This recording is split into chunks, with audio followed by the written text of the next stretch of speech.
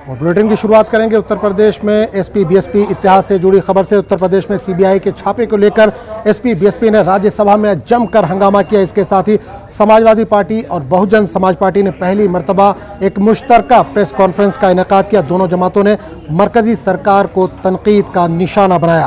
Press conference में CBI छापेमारी के सिलसिले के बारे में भी बात की गई। साथ ही इस प्रेस कॉन्फ्रेंस में कहा गया कि अगर मरकजी हुकूमत अपनी दो रुखी पॉलिसी से बाज नहीं आई तो हमारी पार्टी भी मरकजी सरकार की नाक में दम कर देगी।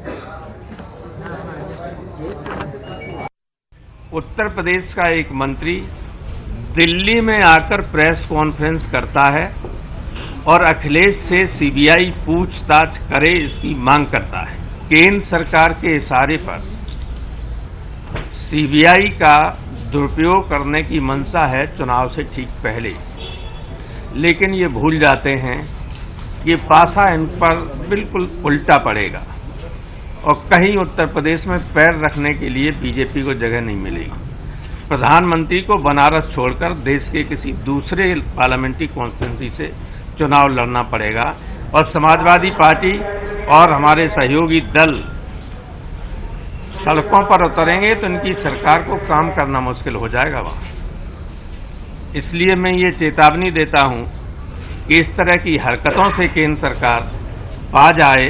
सीबीआई का पहले ही इन्होंने सत्यानाश करके दो हिस्सों में बांट दिया है और सारी प्रमुख संस्थाएं जो डेमोक्रेटिक इंस्टीट्यूशंस में हैं उनको नष्ट कर दिया है। अब फिर उन्होंने जब कुछ नहीं था हताशा में इस तरह की बात करने जा रहे हैं कि जबरन दबाव डालकर पूछताछ करके चुनाव के प्रचार वगैरह में बाधा पड़े, इस वजह से ये सब कार्रवाई की जा रही है। अधिकारी के ऊपर एफआईआर है और एफआईआर इस बात की है कि उसने प्रदेश में जो कानून बनाया गया सरकार द्वारा उसका उल्लंघन करते हुए अलॉटमेंट किया। तो अगर उल्लंघन करा है तो किस चीज का किया है? वो सरकार के निर्देशों का, आदेशों का किया है, जहां पर कि मुख्यमंत्री के रूप में अखिलेश यादव जी बैठे हुए थे। तो उनके ऊपर कहां से आंच आती है? लेकिन उसके ठीक विपरीत अभी आपने दिखाया, आप ही लोगों ने स्टिंग ऑपरेशन करके दिखाया कि खनन मंत्री के ठीक नीचे उनके दफ्तर में बैठ करके उनका प्राइवेट सेक्रेटरी, उनके जो पीएस हैं वो लेन देन कर रहे हैं, लेन देन करके माल कमाने का काम कर रहे हैं, ऊपर पहुंचाने की बात कर रहे हैं, अधिकारियों को कह रहे हैं कि आप सांठगांठ कर लीजिए और खनन इसी तरह से उनके इस सरकार में हो रहा, ये उनका कहना था। उसमें आप कहते हैं कि हमने उस व्यक्ति को अरेस्ट कर लिया और बहुत बड़ी अपनी पीठ थपथपा ली। अरे मंत्री जी के नीचे हो रहा है, मंत्री जी का नाम लेकर के हो रहा है, मंत्री जी के ऊपर कहीं पर कोई आंच नहीं आती है। और इस दौरान कांग्रेस लीडर गुलाम नबी आज़ाद ने भी बीजेपी को जमकर तनकीद का निशाना बनाया। उन्होंने प्रेस से बात करते हुए बातें कही। उन्होंने कहा कि बीजेपी को 5 साल हुकूमत में जो तरक्याती काम करने चाहिए उस पर बात करनी चाहिए, ना कि अपोजिशन को टारगेट करना चाहिए। पौने 5 साल पहले जब भारतीय जनता पार्टी की सरकार सत्ता में आई थी और माननीय मोदी जी प्रधानमंत्री बने थे, शुरुआत इस सरकार की पब्लिक भाषणों में और टेलीविजन पे विकास, एम्प्लॉयमेंट और महिला सुरक्षा पर शुरू हुई थी। लेकिन दूसरे ही दिन जो अंदर खाते में अफसरों ऑफिस में बैठकर विकास के लिए काम करना चाहिए था, एम्प्लॉयमेंट जनरेट करनी चाहिए थी, महिलाओं को सुरक्षा प्रदान करनी चाहिए थी, किसानों के समस्याओं का समाधान निकालना चाहिए था, उसकी तरफ कोई ध्यान पौने 5 साल नहीं दिया। सिर्फ CBI, enforcement directorate, income tax को किस तरह से इस्तेमाल करना है अपने विरोधी दलों को खत्म करने के लिए, कमजोर करने के लिए। और अब बात करेंगे इंडियन इस्लामिक कल्चरल सेंटर में कल हुए इंतखाबात की। कल इंडियन इस्लामिक कल्चरल सेंटर के इंतखाबात हुए थे, जिसके वोटों की गिनती इस वक्त जारी है और शाम तक नतायज आने के उम्मीद की जा रही है। इस बार अलग अलग ओहदों के लिए 38 उम्मीदवार मैदान में थे। उम्मीदवारों में 3 ख्वातीन और एक गैर मुस्लिम उम्मीदवार भी शामिल है।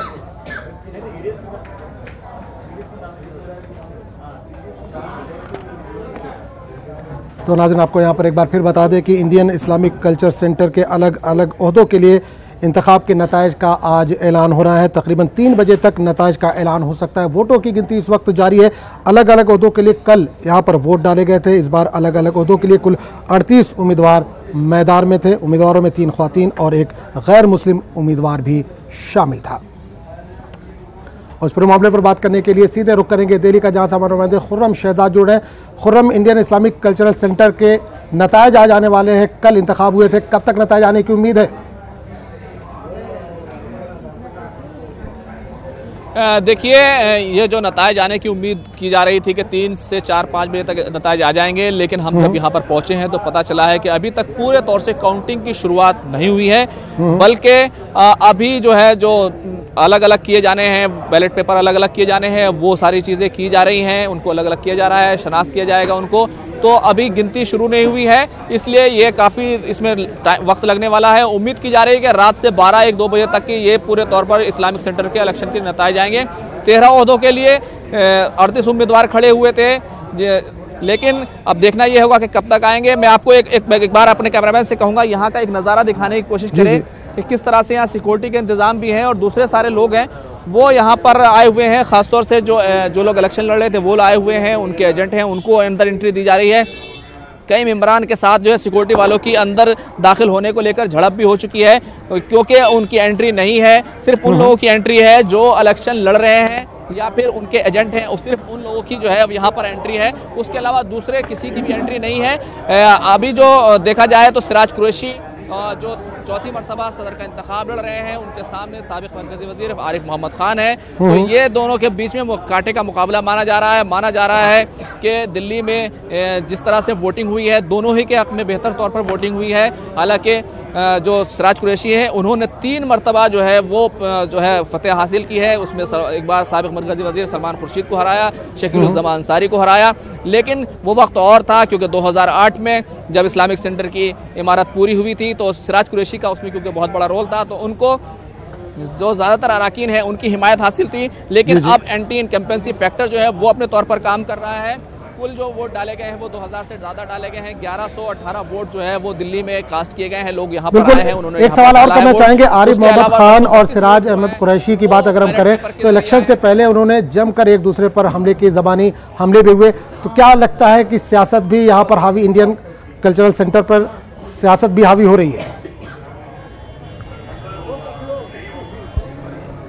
देखिए, सियासत तो होती रही है और आम तौर से सिराज कुरैशी के मुकाबले में यहाँ पर क्योंकि देखा गया है कि यहाँ पर IAS की कोचिंग होती रही है, कुरान को लेकर के कुरान वर्कशॉप होती रही है, मेमोरी डेवलपमेंट वर्कशॉप होती रही है, तो बहुत ज़्यादा जो है चीज़ें वो सिराज कुरैशी के खिलाफ नहीं है। लेकिन पहली बार इस बार एक नारा दिया गया कि इस्लामिक सेंटर के जो अहदाफ हैं, जो मकासद हैं वो पूरे नहीं हुए हैं। ये पहली बार नारा दिया गया। हालांकि इससे पहले नारा दिया जाता रहता था चेंज फॉर बेटर, यानी कि बेहतर करना चाहते हैं। हालांकि अभी भी कई तरह के एतराज़ हैं। उसमें कहा जा रहा है कि यहाँ पर लाइब्रेरी नहीं है, इसको शादी घर बनाकर रख दिया गया है। लेकिन सिराज कुरैशी का साफ तौर पर जवाब आता है, ऐसी कौन सी चीज़ नहीं हुई है जिसकी वजह से आपको लगे कि ये सिर्फ एक क्लब है, एक शादी घर है। यहाँ पर सारी चीज़ें वो होती रही हैं। तो देखा जाए तो इल्ज़ामात जो है इलेक्शन को लेकर के एक पॉलिसी के तहत, एक अमली के तहत जो लगाए जाते हैं वो लगाए गए हैं।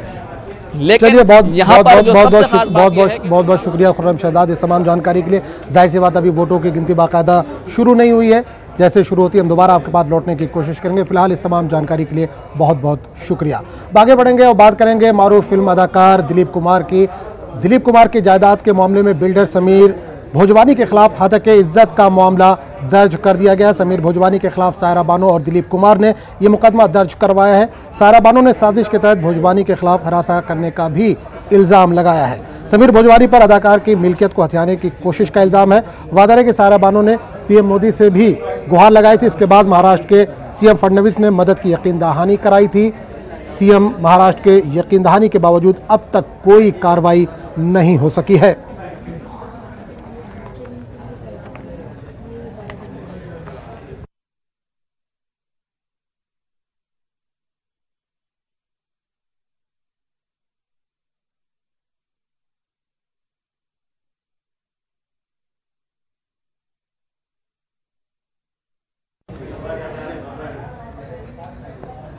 और बात करेंगे अजीम इत्तेहाद की। बिहार में अजीम इत्तेहाद के लिए सरगर्मियां तेज हो चुकी हैं। आज का दिन अजीम इत्तेहाद के लिए काफ़ी अहम माना जा रहा है। आज शाम 6 बजे अपोजिशन लीडर तेजस्वी यादव के घर पर इकट्ठा हो रहे हैं और वहां पर एक मीटिंग की जाएगी। इस मीटिंग में तेजस्वी यादव, शरद यादव, मदन मोहन झा, जीतन राम मांझी, उपेंद्र कुशवाहा, मुकेश सहनी समेत अजीम इत्तेहाद में शामिल तमाम पार्टियों के लीडर वो शिरकत कर रहे हैं। अजीम इत्तेहाद में शामिल मुकेश सहनी ने कहा है कि मीटिंग में लोकसभा इंतखाबात से मुतालिक सीट तकसीम को लेकर तबादला ख्याल जारी है।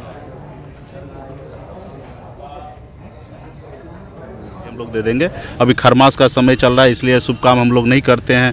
इसलिए हम लोग इंटरनल बैठ के एक एक सीट पे हम लोग एक्सरसाइज कर रहे हैं कि कौन सीट पे कौन मजबूत होगा, कौन सीट निकाल सकता है, जीत सकता है। जाति समीकरण देखते हुए हम लोग कार्यक्रम करेंगे कि उसको वो सीट पे जगह मिले। मुकेश सहनी को जितना सीट चाहिए उतना सीट मिल रहा है और आई एम हैप्पी। मुझे कोई 1% की तकलीफ नहीं है। उसी तरीके से उपेंद्र जी को जितना सीट चाहिए वो उनको भी मिल रहा है, मांझी जी को जितना मिलना चाहिए उनको भी मिल रहा है। और पूरे मामले पर बात करने के लिए हम सीधे रुक करेंगे पटना का, जहां से मालूमात है अमित कुमार इस वक्त सीधे तौर पर जुड़ रहे हैं। अमित, आज महागठबंधन की मीटिंग है, मीटिंग कब तक होगी, कौन कौन इसमें शिरकत कर रहे हैं, कौन कौन लोग शामिल हो रहे हैं? देखिए, ये मीटिंग जो है वो शाम 6 बजे जो है वो बुलाई गई है। महागठबंधन के तमाम बड़े नेता जो हैं वो इस मीटिंग में शामिल होंगे।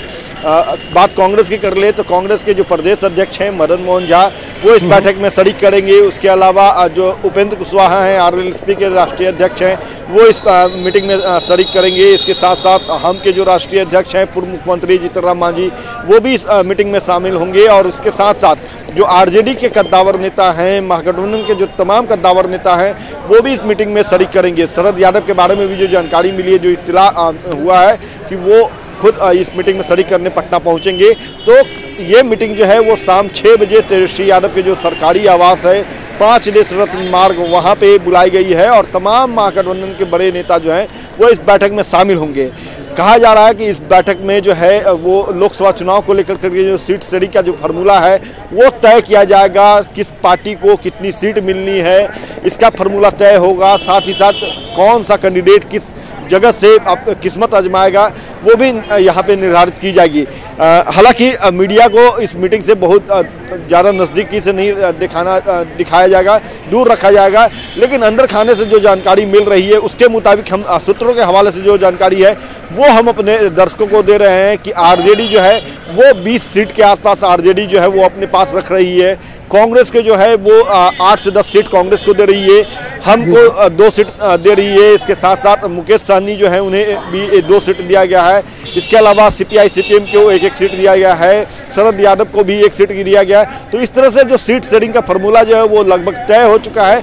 औपचारिक ऐलान जो है वो आज हो सके तो शाम में किया जाएगा और कैंडिडेट का जो नाम है उसकी घोषणा 14 तारीख को बाद की जाएगी। चलिए अमित, इस तमाम जानकारी के लिए बहुत बहुत शुक्रिया। तो अजीम इत्तेहाद की आज शाम 6 बजे पटना में मीटिंग है जिसमें सीट शेयरिंग को लेकर बातचीत की जा सकती है। आगे बढ़ेंगे दूसरी खबर की तरफ। आज पार्लियामेंट में बीजेपी के मेंबर पार्लियामेंट ने जमकर हंगामा किया। यह हंगामा केरल हुकूमत के खिलाफ यहां पर किया गया था। यह एहतजाज बीजेपी एमपी वी मुरलीधरन के घर पर जो हमला हुआ था उसके खिलाफ किया गया था। वादर है कि मुरलीधरन की रिहाइशगाह पर मुबैना सीपीएम कारकुनों ने देसी बम से हमला किया था। यह हमला केरल में सीपीआई एमएल के एन शमशीर के घर पर देसी बम हमले के बाद किया गया था।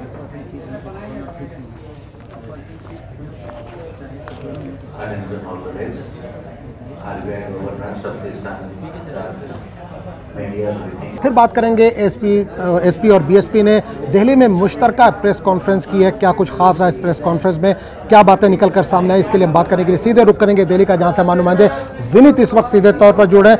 विनीत, एसपी और बीएसपी ने आज एक ज्वाइंट प्रेस कॉन्फ्रेंस की है दिल्ली में, क्या कुछ निकल कर सामने आया? क्या सेंटर पर उन्होंने जमकर हमला बोला इस वक्त?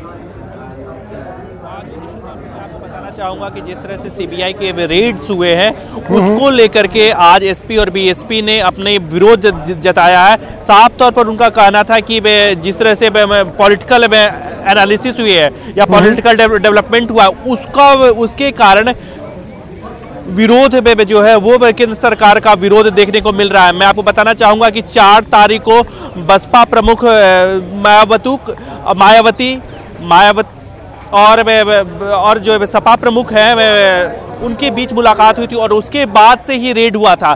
साफ तौर पर उन्होंने आरोप लगाया था कि जिस तरह से सीबीआई का दुरुपयोग किया जा रहा है उसके कारण इस तरह की कार्रवाई की जा रही है। उन्होंने यह कहा है कि खनन घोटाले की बात यहाँ पर की जा रही है, लेकिन जो खनन के मामला था उसको लेकर के तत्कालीन मंत्री अखिलेश यादव ने ही आदेश दिया था और जो गड़बड़ी पाई गई थी उसके बारे में अखिलेश यादव ने ही आदेश दिया था। इसके साथ ही साथ मैं आपको बताना चाहूंगा कि अखिलेश यादव और मायावती की मुलाकात के बाद जिस तरह से रेड हुए थे उसको लेकर के बसपा और सपा ने प्रेस कॉन्फ्रेंस की और उन्होंने साफ तौर पे कहा कि अभी जो संभावित गठबंधन की जो बात चल रही, जो कयास लगाए जा रहे उसके कारण रेड में किया गया है। मैं आपको बताना चाहूंगा कि जब प्रेस कॉन्फ्रेंस हो रहा था तब रामगोपाल यादव ने यह साफ तौर पर बात कही कि अगर गठबंधन हो जाता है तो बनारस से प्रधानमंत्री नरेंद्र मोदी को भी चुनाव लड़ने में दिक्कत आ सकती है, इसीलिए बीजेपी जो है उसके सहयोगी जो है वो उन्हें छोड़ करके जा रहे हैं और इसी कारण बीजेपी अब डरी हुई और नए सहयोगी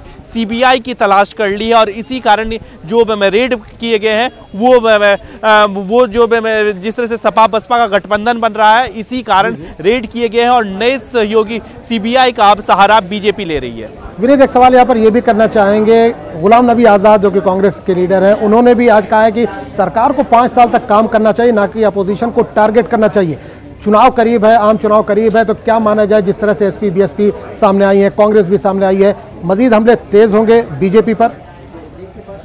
आज निश्चित तौर पर मैं आपको बताना चाहूंगा कि बीजेपी पर हमले जो है विपक्ष के हमले तेज हो गए हैं। जिस तरह से अखिलेश यादव और मायावती के मुलाकात के बाद रेड में हुआ है उसको पॉलिटिकल वेंडेटा कहीं ना कहीं बदले की कार्रवाई जो है वो बता रही है। हालांकि एक इंटरेस्टिंग फैक्ट, जब हमने एसपी और बीएसपी के नेताओं से पूछा कि क्या जो महागठबंधन उत्तर प्रदेश में होगा उसमें कांग्रेस को भी शामिल किया जाएगा, तो इसका जवाब जो है वो समाजवादी पार्टी के नेताओं ने भी टाल दिया, बीएसपी के नेताओं ने भी टाल दिया। उनका साफ तौर पे कहना है कि इसको लेकर के आखिरी फैसला जो है वो दोनों ही पार्टियों के जो प्रमुख हैं वो इसको लेकर के आखिरी फैसला करेंगे।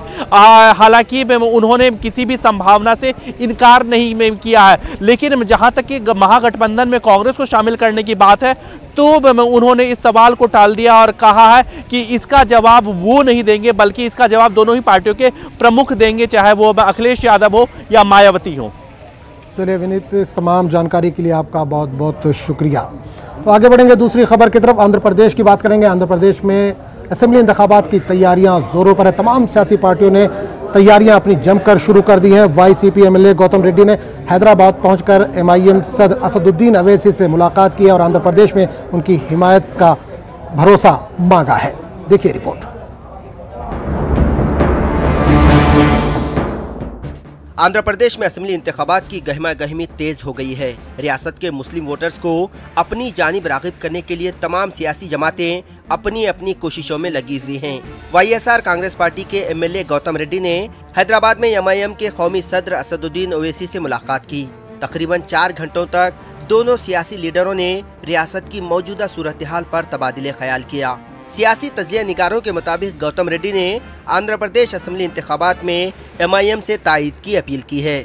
वाज़ेह रहे कि रायलसीमा इलाके में मुस्लिम वोटर्स अक्सरियत में है। एक जलसे से खिताब के दौरान असदुद्दीन ओवैसी ने भी आंध्र प्रदेश में चंद्रबाबू नायडू के खिलाफ इंतखाबी मुहिम चलाने की बात कही थी। और मिस्टर चंद्रुडू, तुम्हारे को भूल गया था मैं। Chandrudu, I am coming to Andhra Pradesh. तुम यहाँ आए थे ना, रम के पैंडिला हमारे मलकपेट में, एक पुट्टी ढोल को लेके मलकपेट में अपना बाजा बजा रहे थे। अरे वो तुम्हारी पुट्टी ढोल तुम्हारे से तो अच्छा, उससे तो अच्छा हमारे मीरा सिंह गाना गा लेते। तेलंगाना में हुए असेंबली इंतखाबात में तेलुगु देशम ने कांग्रेस के अलावा तेलंगाना जना समिति और सीपीआई से इत्तेहाद करते हुए इंतखाबात में हिस्सा लिया था। चंद्रबाबू नायडू हैदराबाद के अलावा तेलंगाना के मुख्तलिफ इलाकों में तशहरी मुहिम में हिस्सा लिया था, जिसके बाद ही एमआईएम ने भी आंध्र प्रदेश की सियासत में हिस्सा लेने का ऐलान किया था। अब देखना यह है कि मुस्तकबिल में कौन किस पार्टी के साथ इत्तेहाद करेगा, ये तो आने वाला वक्त ही बताएगा।